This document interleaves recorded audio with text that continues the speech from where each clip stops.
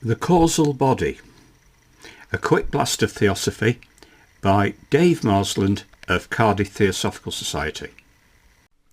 The term causal body can be confusing because it is used in different esoteric traditions with different meanings.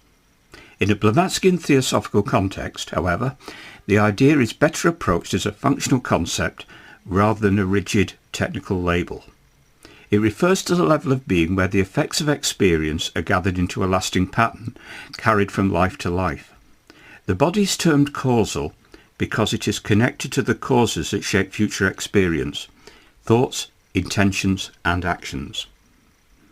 The causal body is not simply the physical brain, nor is it the ordinary thinking mind.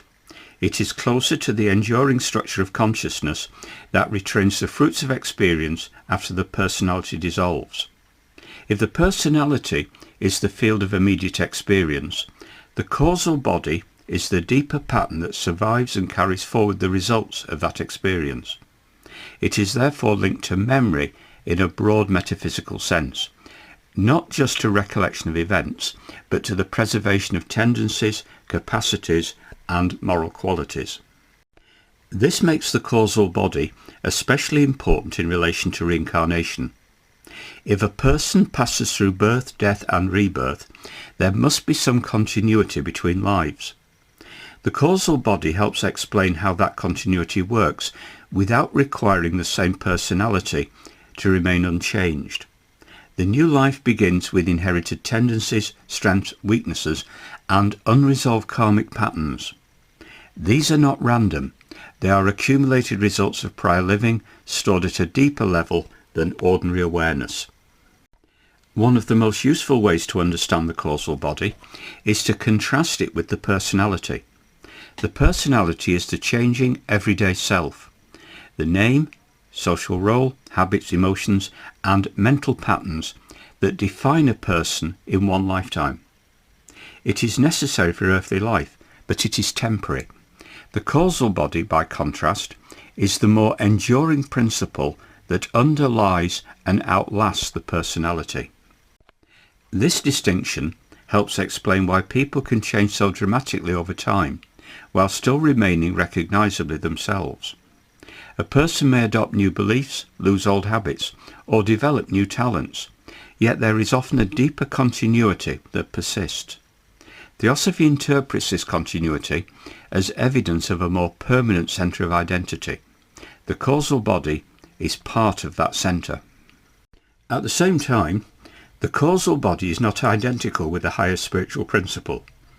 It is still a vehicle, a level of manifestation, not the absolute source of being. In theosophical terms, it belongs to the higher side of human nature, but it is not the ultimate reality itself. This distinction matters because it prevents the concept from becoming too materialized. The causal body should not be imagined as a literal shell floating somewhere above the head. It is a metaphysical way of describing the continuity of consciousness and moral being. Another important aspect of the causal body is its relation to mind.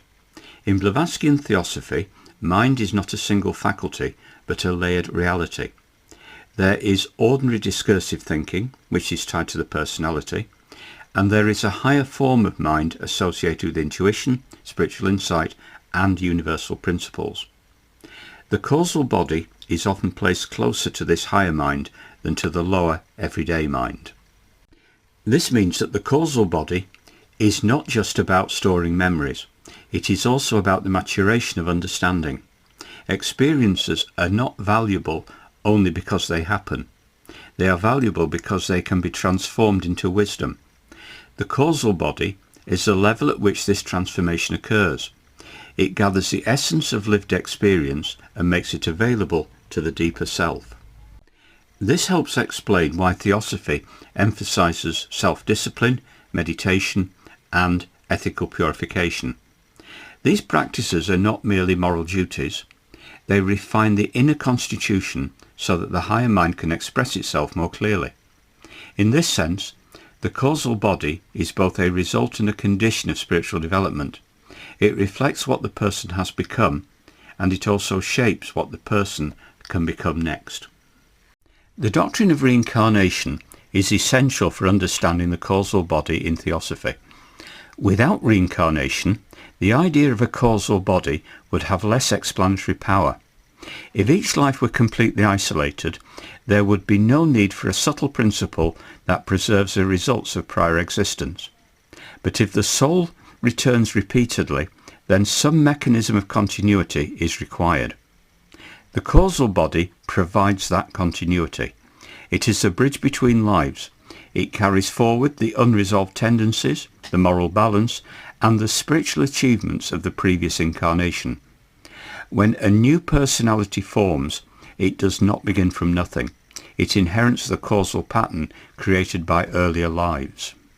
This inheritance is not deterministic in a simple sense. The new personality has freedom and circumstances still matter. But freedom operates within a field shaped by prior causes. The causal body therefore represents both continuity and possibility.